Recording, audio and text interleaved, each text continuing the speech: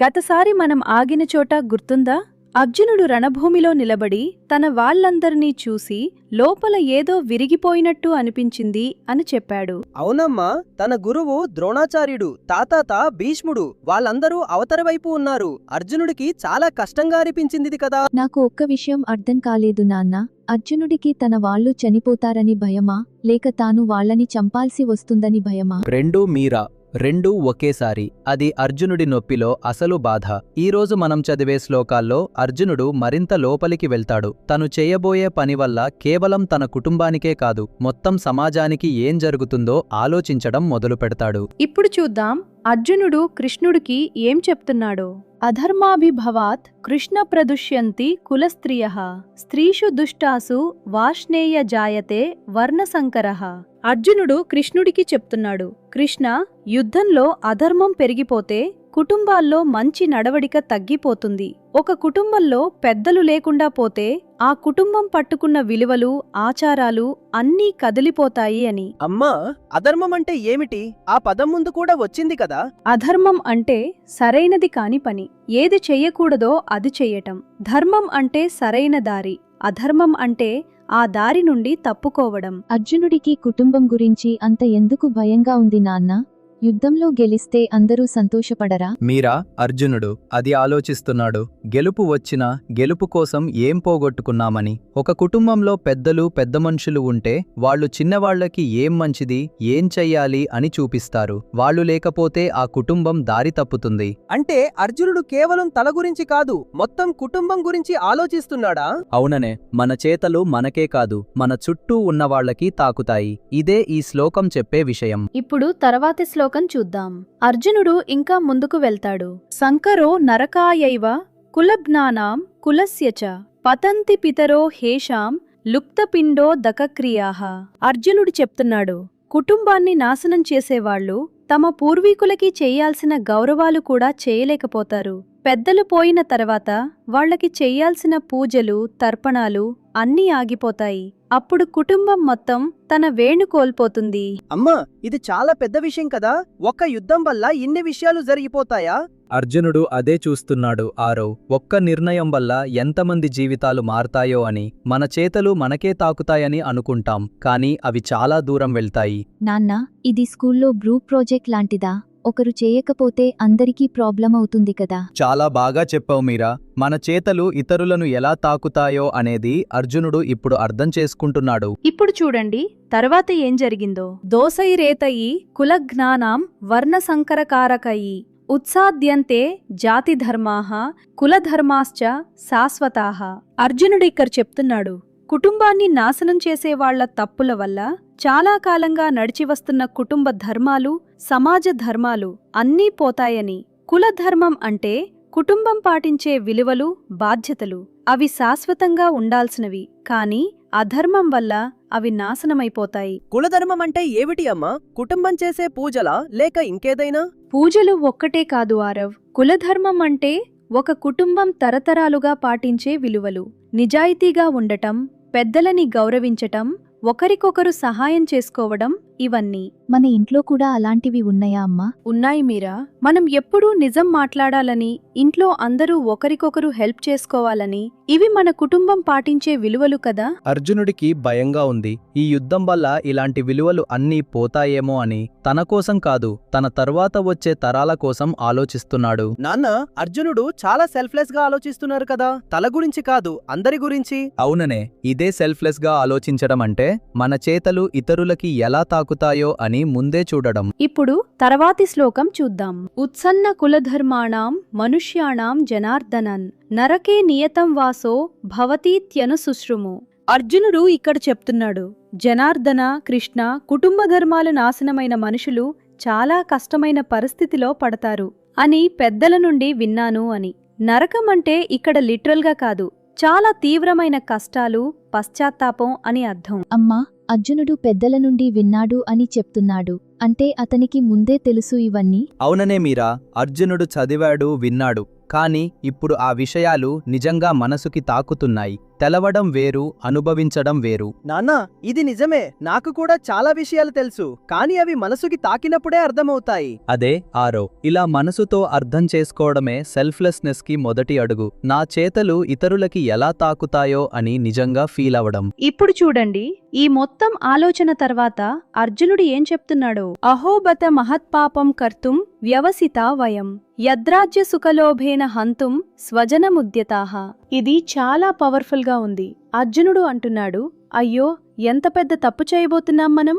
రాజ్యసుఖం కోసం, అంటే రాజ్యం, సుఖం, హోదా కోసం మన వాళ్ళనే చంపటానికి తయారయ్యామని. అమ్మా, అర్జునుడికి ఇప్పుడు అర్థమైందా తను తప్పు చేయబోతున్నాడు అని? అవుననే మీరా, అర్జునుడికి అర్థమైంది. రాజ్యం కోసం, గెలుపు కోసం తన వాళ్ళని నాశనం చేయడం సరైనది కాదు అని. కానీ నాన్న, అర్జునుడు యుద్ధానికి వచ్చారు కదా, ఇప్పుడు వెనక్కి వెళ్ళిపోవాలని అనిపిస్తుందా అతనికి? ఆరో, అది చాలా మంచి ప్రశ్న. అర్జునుడు ఇప్పుడు రెండు వైపుల నుండి లాగబడుతున్నాడు. ఒకవైపు అతని బాధ్యత, ఒకవైపు అతని ప్రేమ. ఈ రెండూ నిజమే. అందుకే అతనికి చాలా కష్టంగా ఉంది. నాన్న, అర్జునుడు తప్పు చేస్తున్నాడు అని తనకే తెలిసింది.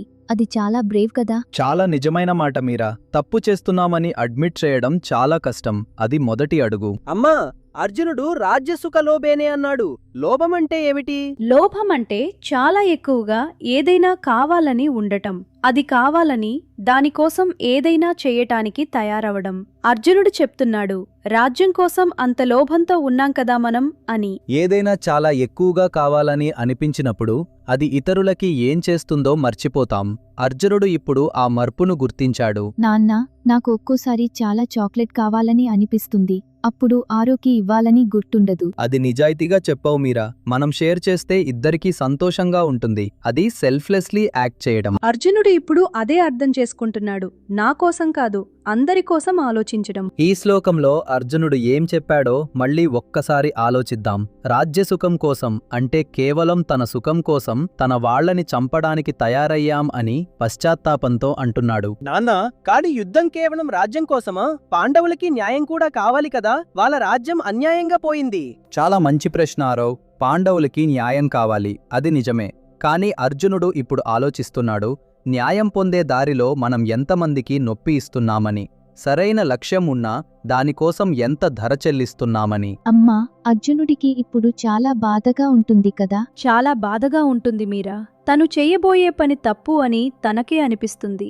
అది చాలా హెవీగా ఉంటుంది మనసుకి. అమ్మా, అర్జునుడిప్పుడు ఏం చేస్తాడు? అర్జునుడు ఇప్పుడు ఒక చాలా ముఖ్యమైన క్షణంలో ఉన్నాడు. తప్పు అని తెలిసినప్పుడు ఏం చేయాలో అర్థం కాని క్షణం. అది చాలా మంది జీవితంలో వస్తుంది. నాన్న, నాకు కూడా అలాంటి క్షణాలు వస్తాయి. ఏదైనా తప్పు చేస్తున్నానా అని అనిపించినప్పుడు. అప్పుడు ఆగడం, ఆలోచించడం.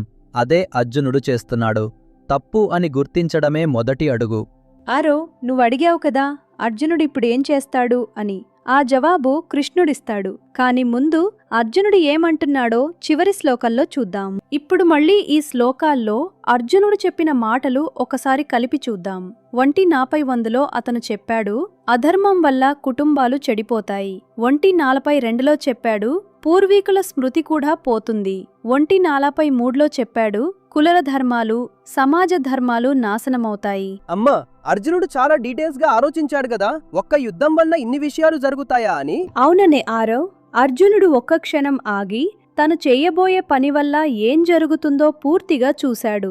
అది చాలా కష్టమైన పని. నాన్న, మనం ఏదైనా చేయబోయే ముందు అలా ఆలోచించాలా? మీరా, అన్ని చిన్న విషయాల్లో అంత డీప్గా ఆలోచించక్కర్లేదు. కానీ ముఖ్యమైన నిర్ణయాలు తీసుకునేటప్పుడు నా చేత ఇతరులకి నొప్పి కలుగుతుందా అని ఒక్కసారి ఆలోచించడం మంచిది. నానా, మన స్కూల్లో ఒకసారి నేను ఒక ఫ్రెండ్తో గొడవ పడ్డారు. అప్పుడు నాకు తెలుసు నేనేదో తప్పు చేస్తున్నాను అని, కానీ ఆపుకోలేకపోయాను. అది చాలా నిజమైన అనుభవం ఆరవ్. తెలిసినా ఆపుకోలేకపోవడం, అది అందరికీ జరుగుతుంది. అర్జునుడు ఇప్పుడు ఆ క్షణంలో ఉన్నాడు. తెలిసింది, కాని ఏం చెయ్యాలో అర్థం కావడం లేదు. అందుకే కృష్ణుడక్కడున్నాడు, అర్జునుడికి దారి చూపించటానికి. అమ్మా, కృష్ణుడు ఏం చెప్తాడు అర్జునుడికి? అది చాలా పెద్ద సంభాషణ మీరా. అది మొత్తం భగవద్గీత. ఈ మొత్తం అధ్యాయంలో అర్జునుడు ఒక చాలా ముఖ్యమైన విషయం చేశాడు. తను చేయబోయే పని వల్ల ఇతరులకి ఏం జరుగుతుందో అని నిజంగా ఆలోచించాడు. అమ్మా, అర్జునుడు ఇలా ఆలోచించడం వల్ల అతను వీక్ అయ్యాడా? చాలా మంది అలా అనుకుంటారు ఆరవ్, కానీ నిజంగా ఆలోచించు. ఇతరులకి ఏం జరుగుతుందో అని కేర్ చేయటం వీక్నెస్ కాదు, అది స్ట్రెంగ్త్. నాన్న, అర్జునుడు ఏడ్చాడు కదా, అది వీక్గా ఉంటుందా? మీరా, నొప్పి అనిపించినప్పుడు ఏడవటం మానవత్వం. అర్జునుడు ఏడ్చాడు ఎందుకంటే అతనికి తన వాళ్ళంటే ప్రేమ ఉంది. ఆ ప్రేమ వీక్నెస్ కాదు. అమ్మా, కాని అర్జునుడు యుద్ధం చేయాల్సిన వాడు కదా, అతను ఏడవడం సరైందేనా? ఆరవ్, అర్జునుడు ఏడ్చాడు ఎందుకంటే అతనికి నొప్పి అనిపించింది. నొప్పిని ఫీల్ అవ్వడం తప్పు కాదు, కానీ ఆ నొప్పిలో మనం ఏం చేయాలో అర్థం చేసుకోవడం, అది కష్టం. కృష్ణుడు అందుకే వస్తాడు. నాన్న, నాకు ఒక్కోసారి ఏదైనా తప్పు చేశానని తెలిసినప్పుడు చాలా బాధగా అనిపిస్తుంది. అది సరైనదేనా? అది చాలా మంచి సంకేతం మీరా. తప్పు అని అనిపించడం అంటే మన మనసు మనకి చెప్తుంది, ఆగు, ఆలోచించు అని. అది మంచి మనసు. అర్జునుడు ఇప్పుడు ఆ స్థితిలో ఉన్నాడు. మనసు చెప్తుంది ఆగు, కాని ఏం చెయ్యాలో తెలియడం లేదు. అందుకే కృష్ణుడు మాట్లాడటం మొదలుపెట్టాడు. అమ్మా, కృష్ణుడేం చెప్తాడు? ఈరోజు మనం అర్జునుడు మనసు లోపలికి వెళ్లడం చూశాం. తను చెయ్యబోయే పని వల్ల కుటుంబానికి, సమాజానికి ఏం జరుగుతుందో అని ఆలోచించాడు. తప్పు అని గుర్తించాడు. అది చాలా ముఖ్యమైన క్షణం. నాన్న, అర్జునుడు ఇప్పుడు ఏం చేస్తాడు? యుద్ధం చేస్తాడా లేదా? మీరా, తర్వాతిసారి కృష్ణుడు మాట్లాడటం మొదలుపెడతాడు. మొదటి మాటే చాలా ఆశ్చర్యంగా ఉంటుంది. అర్జున, నువ్వు ఎవరి గురించి దుఃఖపడుతున్నావో వాళ్ళకి నిజంగా మరణం ఉందా అని. ఏమిటి, మరణం లేదా అంటే ఏమిటి అమ్మా? అది కృష్ణుడు చెప్పాల్సిన విషయం ఆరవ్.